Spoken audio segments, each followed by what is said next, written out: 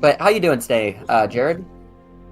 Well, I just had to run a bracket for Grand Blue called Chris Cup. It is a very prestigious bracket, actually.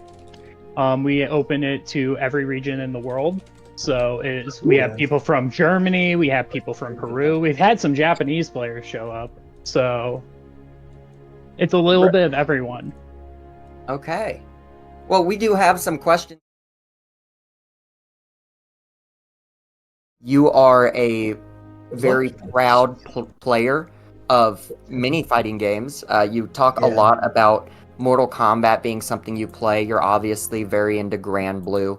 You're a Strive player. What all games do you play? Do you have a list of what you keep active on? So what I actively keep active on, actually, I'm an ex-NRS player. I do not play MK1. I stopped around MK11, midway through that season. But right now, I'm mainly a. One second. I think that's the one I caught you. Can you guys hear my ribbon in the background? I'm gonna kick Shark out of here. Shark, you yourself or get kicked. You're right. That's my ribbon in the background. That's not me. That's All right. Now go ahead, Jared. Sorry about that. So I mainly at majors enter 4 games. That being the 2 consistent ones, which is my dual main games, which is Grand Blue and Strive. And I also am very well known in the Idol Showdown community. Ooh. Do you mind if I follow up on that? Yes, I am actually. I love that game because I'm a big, massive VTuber fan. Oh, that's cool. So I give money to that scene a lot. So they know me as the oil baron, basically. Like last Frosties, we had $354.20. Okay. And damn. That was a mixture of me and 2 people from Europe. Yeah, I guess that's the benefit of getting a worldwide scene. I definitely do want to delve into that. I'm going to try to structure this interview as I want to talk a little bit about Strive, keep it related to the bracket at first, talk to you about the scene here, and then I definitely want to delve more into, especially that bracket. I want to give you a chance to show for that and talk about how good it is, because it is a very good bracket. And I know we have a mix of Grand Blue players here. I know Shark, newest champion, congrats, is a Grand Blue player. We have consistent viewer and sometimes streamer Schmurtle who plays. So definitely going to give you a chance to shill. I played passively. Before we do, I do want to ask. Last week, you got your first Midwest Mash Top 8. I know you've entered a couple. You haven't been able to enter too many because of your TOing obligations. But how have you felt about the process of getting to the point where you can get a top 8? I've been very proud because I have been very much with how my job is. I'm very on and off because I work from 5 a.m. to like 3:30 p.m. nowadays. So I rarely to get any time, but it's like a couple practice sessions. Maybe I frequent ban a lot and do a lot of their casual sessions, and I do it that way. I don't do tower because I don't like tower. As you should. Self-respect. Love to see it. But it's been a lot of. I think right now it's a mixture of focusing on making myself more consistent in my actions and like my confirms. A lot of people always say you're really good at hit confirms, but I'm like, yeah, but it's like a minimal damage thing. I could probably get a couple more hits out of it. Yeah. Always striving to get the most you can. And that's a big part of getting better at this game is optimizing those little hits. And that actually leads me on to one question that I really wanted to ask. You said that people praise you for having good conversion ability. What do you feel like is your gameplay's biggest strength? And after you answer that, what do you feel like is your biggest weakness? Right now, and this is just a general gameplay, but I will put it into Strive. I think my biggest thing in neutral is I have a strong presence and I like making people scared. of what I'm gonna do next, because I've noticed a while I've been like walking up on people, they panic for a bit, and I just close slash and get it, and I'm like, all right, cool, I'll do that. Go from here. Right. Okay. And And the biggest sorry. weakness. So right now, Shark and I have been going over this actually. I have a very obvious and flawed autopilot right now that takes over way too much. I am very too jump happy, but like I've been trying to force myself not to. Yeah. My biggest thing earlier was something that I'm proud I'm doing. I would always wake up parry or wake up super, and I rarely do that nowadays. Okay. Yeah, just committing to blocking. Yes. Hardest thing to do in Strive, I swear. Hmm. Um, For you, and maybe. yeah, don't call me out like that.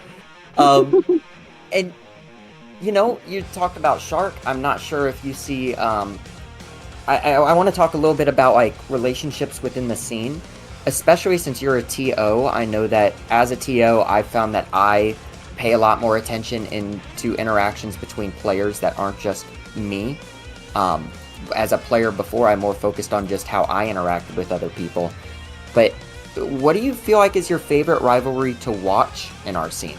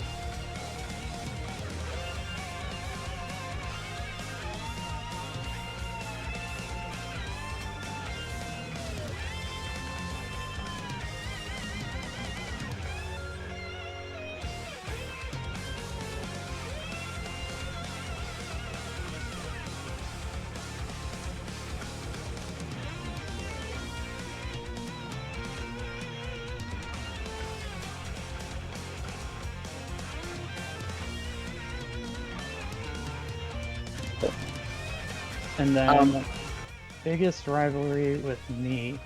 That's actually a toss-up right now. Because it's either me and Joey, frenemy Stan, or Giza left. me and Gibbler. okay.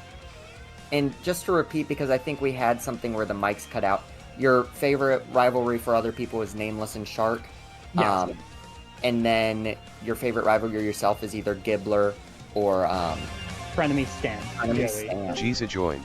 Okay, so you're really fighting against Pot and Slayer. I also those are good demons to have. And kind of working our way towards or back towards the fact that you play a lot of games. You're very proud of your different games. What are the biggest differences between all the games you play, and what do you find interesting? What draws you to each one in their own way? So with Strive, it's obviously how fast it is and how it can change on a dime, offense to defense. It's a little bullcrap at times, but that's what I'm here for. I'm like I said, an ex-NRS player. I'm used to it. So those games were full horse crap. But with Grand Blue, actually, it is more of the STL community that has kept me together, and the Grand Blue community that has kept me together. We are all very well knit. I've been talking to top Yule players, and they are very helpful. They are all willing to help you learn to an extent where I have said, I don't know how to deal with Belial, and they're like, I will hop on Belial right now to teach you. Okay, yeah, that community kind of keeping you in. And then with Idol, because I'm throwing in Idol and Melty, because that's the other two that I consistently enter. Idol Showdown is mainly because we're all VTuber nerds. It's a big community thing. And then with Melty, it's actually, I like how French Bread designs their, like, combo systems. It's actually a lot different from Gatlings. It's a thing called reverse beat, where Oh, I you love can reverse beats. Gohan from Dragon Ball. Shout out. yeah, reverse beats are a very. My computer just monitors just it was idled for too long. My whole screen blacked out. I freaked out. I was like, oh no. But yeah, reverse beats are very interesting. The Melty community and STL is very helpful. The game is just easy to pick up, especially Type Luna. And it's just, you start out with auto combos and then you can go into other things. Yeah. And I have one more question before I pass the baton off to Durfla, then we'll go Gilla and Shark. I had everybody come up with a couple questions. I have it open myself, so I see. Yeah, my last question is going to be, whenever you're picking up a new game, like whenever you picked up Idle Showdown or whenever you picked up Strive, how do you approach that? What's your standard approach to learning a new character or game and really investing in it? I think I've refined it actually with how I picked up Granblue. Granblue was a big thing because it is a complete polar opposite from the pure grind of Strive that I did. Granblue, I did a lot of like, okay, watching player matches, picking a character, understanding that you don't have to have immediate complex starts at the combos at the start. So my first thing is, how does this character play neutral? What is this character's goals? What do I want to achieve? And then I will go into combos. Okay. Yeah, and I'll go ahead and pass the baton off to Durfla. Durfla, what do you got for Jared? What do you want to learn? Durfla? Alfred? Durfla. Hello, sorry, my mic was off. Jared, please do share with me, as I'm saying for the first time now. I didn't say to nobody before. What's your favorite matchup to play in Guilty Gear Strive as Biken? All right, that's Biken, yeah. As Biken. Well, I guess you can say for Soul or for Sin too, but whatever it may be. So mainly, I'm still new to Sin, so everything is just a learning experience. Mm-hmm. So with Biken, this is gonna sound weird, but I actually enjoy fighting Johnny. Johnny.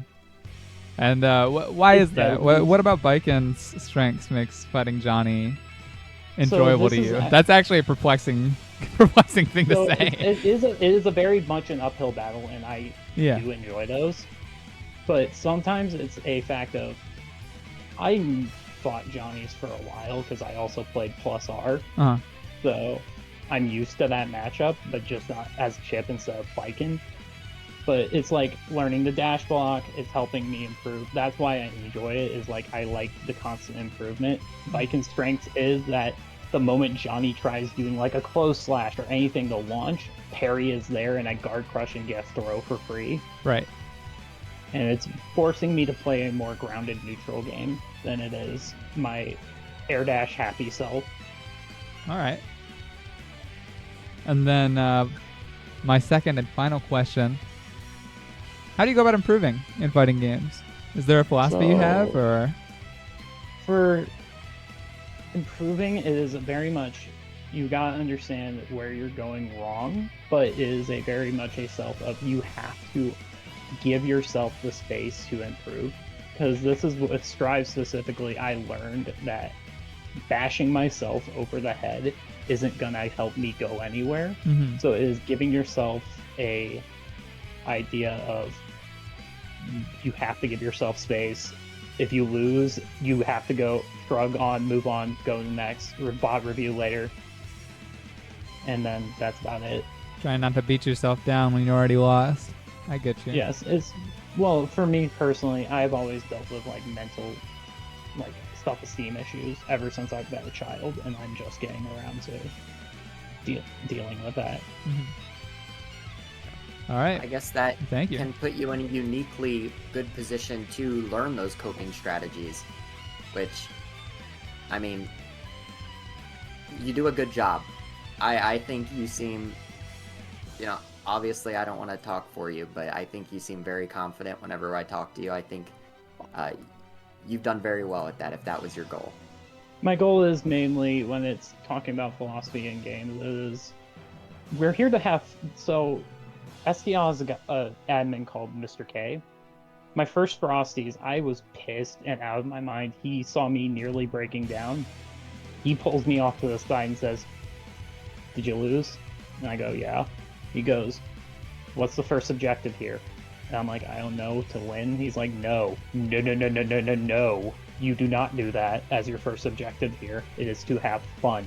If you are not having fun, you need to either stop playing the game you entered or you need a break." Yeah. It's a good point. All right. Well, next up on our rotation, we have Gilla. Gilla, what do you want to know? Okay, so I want to start with the second question I have here. So, what is your thought process during a match? Because I don't know, it just seems like the kind of thing I'm interested in. So Because you have, I'm sorry. go on. Yeah, you have. I don't know. You have a very not prediction heavy, but you were very good at reads, and I kind of want to pick your brain about that. So, anyways, as you're saying. So usually there's probably a lot of you've noticed this when I first play someone. I will lose a round hard. That is because I'm trying everything and trying to write down in my head what is your response to this button, what is your response to this move, what is your response to this situation. And if I'm like, oh, you're going to do this, I'm going to set the situation up in a similar way to where you will go for your same option, and I have set up a separate option. Right. Now, anyways, my second question is, what goes into the process of running tournaments and TOing in general? Like, So I have two different ways of going about this when it's offline versus online. Mhm.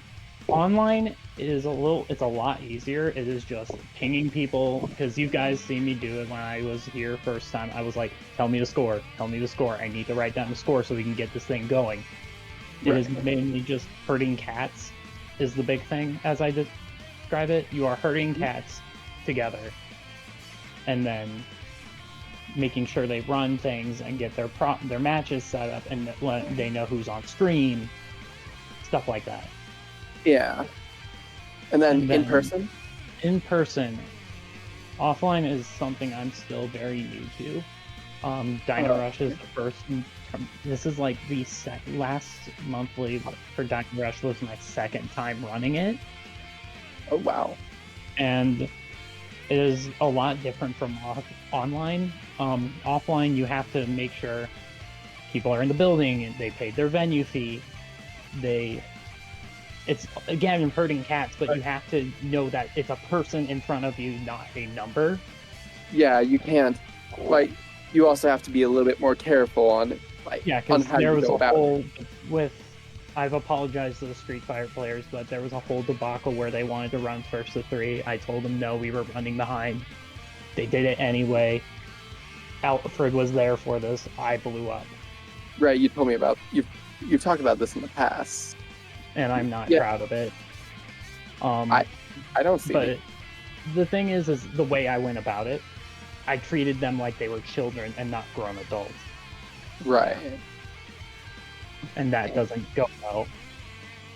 Respect for you for recognizing that, though. I mean, it's easy to be frustrated, especially whenever you feel like you have pressure there.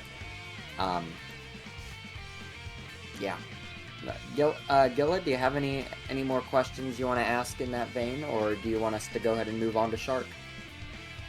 The only real, this is more like a micro question, but how do you check everyone's paid their venue fees? This is less of a question. I literally walk up to them. I literally walk up to them and say, did you pay your venue fee? I've literally done this to Dirtla. Oh. Yes, Dirtla, God, pay your fees. I don't have cash most of the time, man. Broke ass. True. Free agent. That's yeah, no, that I don't know. That's just more of I'm interested in the psychology of how people run events, but that might just also be that we've had issues in the past where we're not going to be running 3D games ever again because of an incident. But the 3D fighters did not pay their venue fee, and we were behind on bracket. Hence why Street Fighter was behind. Well, I'm I'm not going to that name you're- names, and that's it. Yeah, we don't need to be spreading drama here, but I can certainly sympathize with the frustrations there. Yeah. Shark, are you here? Indeedy, my roommate is out of the room right now, but I'll tell him to God, shut screw up. that guy. Yeah. No, he's nice. He's just loud on the phone. All right. So my first question right now, the one I honestly want to hear the answer to the most is, what do you find more enjoyable to play, Granblue or Guilty Gear, as of right now? What do you have more fun playing? That's actually a tough question, and I hope I wasn't going to get hit with this first, to be honest. I had to think about this. Because I was at a local for Granblue, like, last night. So, honestly, I do enjoy both about the same amount. Granblue is, like... Granblue and Guilty Gear are so polar opposite ends, but they're both made by Arxis. And it's just, they're both fun in different ways that I can't put one over the other. Yeah, no, that makes sense. The Granblue is so much slower, very, very Street Fighter-esque. Guilty Gear is, it's not, to say the least. Another question I wanted to know is, like, typically, what kind of mindset do you have during, like, brackets? Like, what do you try and tell yourself during a bracket when you're winning or losing during them? Honestly, this is gonna sound weird. I'm not thinking anything. My main thought process when going into a bracket is I'm going to run my shit and it's on you to figure out how to deal with it. If you can figure out how to deal with it, I'm gonna adapt. That's layer 2. But if you can figure that out, I'm gonna keep going up and down on this layer tier. I'm not thinking anything. When mitigating nerves, though, there are players that I have done this to. It was fighting Aaron DeMac at Frosty's. It happens all the time when I fight Alfred or GZ. If I lose like a round really hard, I will just sit there and stare at the screen and take a breath just to calm down. Yeah, I think that's best, to be honest. And Brawl Out. Oh my goodness. That shit was brutal.